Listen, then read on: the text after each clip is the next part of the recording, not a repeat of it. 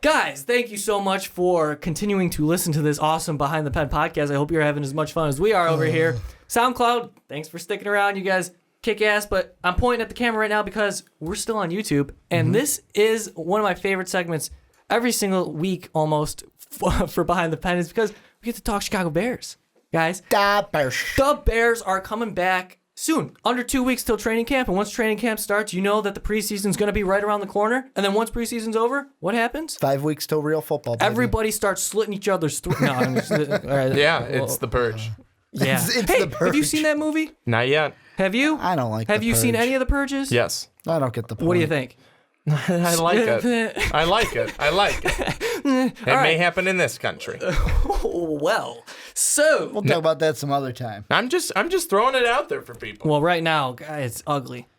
It's bad, isn't it? It's bad, but let's move on. Otherwise, we will just be in a sad So the Bears- puddle of misery. I don't want to get really rejected here. Bears. But I'm gonna stay on this depressing topic because I want to bring up one name and then we'll bounce off some Bears convo from there.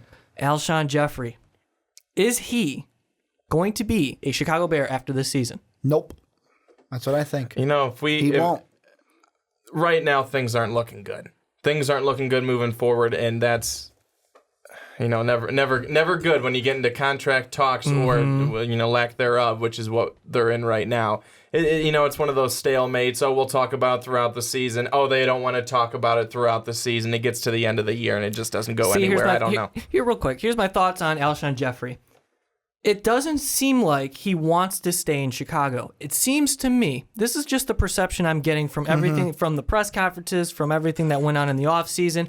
This is just my perception. I think Alshon Jeffery is trying to get paid, and well-deservedly so. Wide receivers take a beating in this league. Yeah, they're protecting him, but still, these guys are getting their asses kicked. He's going to have a chance to make a ton of money, and the whole key is, we've said this over and over before, and you've probably heard it 1,000 times, he's got to stay healthy. But if he can put together a full season, this man is going to get paid, and I'm not sure the Bears are going to be willing to give him that kind of money. No, they won't. And the thing I bring it back to is, look at Matt Forte. Bears didn't want to pay Matt Forte. He went ahead and went walking. He's now in New York. Different situation, kind of. It's a different situation, but I think that, Alshon's a guy who played with Matt Forte, and he's not doing anything that, to compare it over to the Bulls, he's not pulling any Derrick Roses, and he's not making you pissed off as a fan base. But I kind of sit there and think that, Alshon Jeffery maybe sitting there, got to see firsthand the entire negotiation of the Bears and Matt Forte being a teammate of Forte's in that locker room. Well, you mean guys don't talk about this stuff in the locker room? Come on. They mention it maybe once or twice to each other. And this is a thing where he's not actively going out there and saying no, but it's one of those things where he's saying, I'm just going to play, like with the actions, I'm just going to play on this franchise tender. I'm going to show you up. And then I'm going to demand the money. And if I don't get it from you, I'm going to get it from someone else because I'm a big-bodied wide receiver. Oh, yeah. Well, here's the problem is that Alshon Jeffery just had a horrendous season this past year due to injury. That killed him. But you talk about he wasn't Derrick Rose, pissing off the fan base. No, he's completely opposite of that. He makes some of the best plays, some of the most ungodly. Like, how did you catch it? He has the strongest hands. I am not done. I'm saying as a PR he has some of the strongest hands in the league. Side. It's incredible. So he makes the fan base excited. The fans will not be happy if Alshon Jeffery is not in a Bears uniform. I won't say the rest of his career because you can never say that, I want to be in Chicago forever. You're not going to be. Yeah, well. But, you want him for the next 5 years. And when I said not Derrick Rose, like I was talking more PR side. Like with Derrick Rose when he was like, well, you know what? I got to look to free agency in 2 years. Alshon's It's not the same helping thing. himself. PR is the same thing.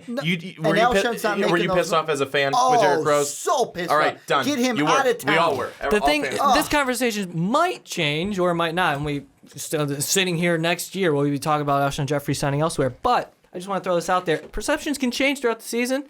And if the Bears feel comfortable with the wide receiver set that they have, especially the development of Kevin White, you just got to see what he's got. That's the thing. You see what you have, but then if you lose an Alshon Jeffery, boy, that receiving core kind of takes a hit. Not kind of, it does, because he's a number one talent wide receiver. I'm talking Alshon Jeffery. We saw it. He's got the size, great route runner, has excellent hands, one of the strongest hands in the league, like you said. I absolutely 100% agree with it. And he and Cutler have a very nice connection working. And the back shoulder throws, that's by design.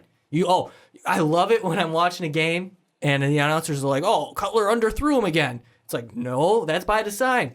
Alshon comes back to the ball better than almost anyone in the league, and Cutler knows it. That's just more value for him. And yeah, he's going to get paid. And my whole problem is that if the Bears aren't the ones to pay him, obviously, like you said, someone else will be.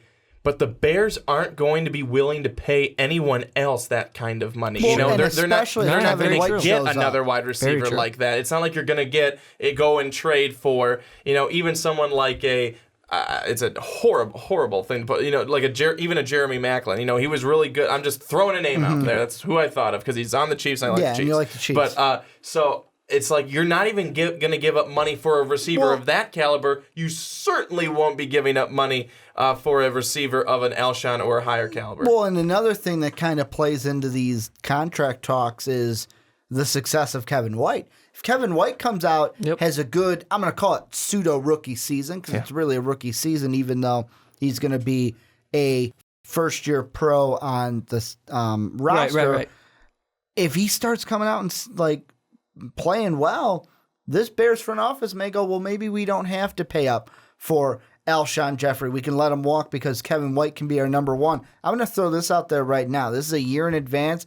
I'm not saying for sure he's going to sign here, but a team I could see him being in their uniform this time next season, the Miami Dolphins. Okay. Adam Gase, connection there. That connection, pay up for a wide receiver. Hey, Ryan, here's your weapon. Now show us what you can do. That's what's going to happen next year in Miami. Well, could happen. Warm weather climate. Unless the Bears pay up.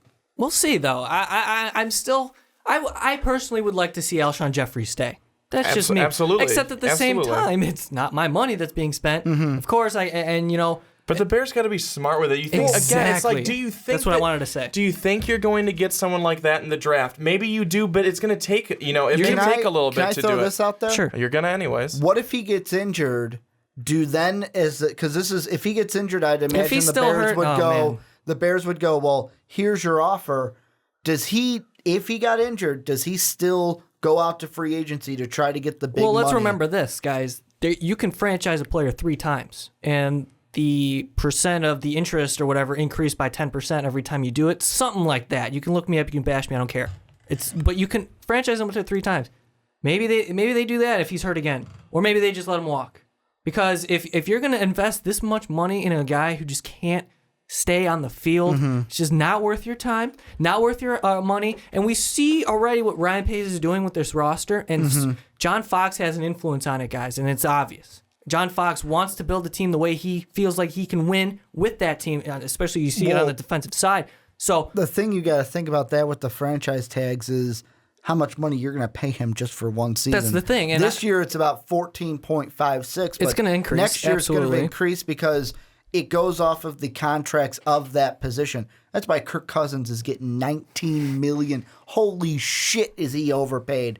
But people complain about the Cutler contract. I don't understand. It's a franchise tag, and the only reason he's getting paid that much is because the quarterback is the most paid position in the game. Absolutely.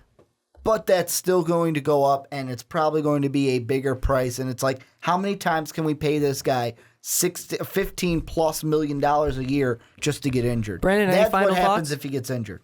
Final thoughts is Jeffrey has to come out and for himself to show the Bears that they really want to keep him, they want to pay him, or anybody else. He has got to have a phenomenal year. He has got to be what he was like before he got injured, which was incredible. He was an incredible player. So Alshon Jeffery has to come out. He's got to be consistent. He's got to be the go-to guy that we know he is. Yeah, we know the type of talent that Alshon Jeffery is, and that's why this conversation is another difficult one to have.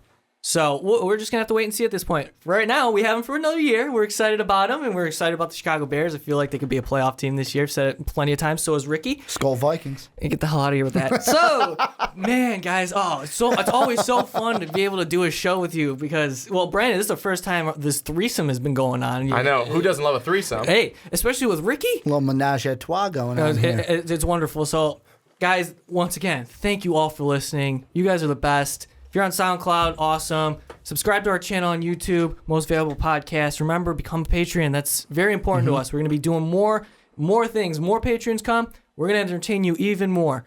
What else?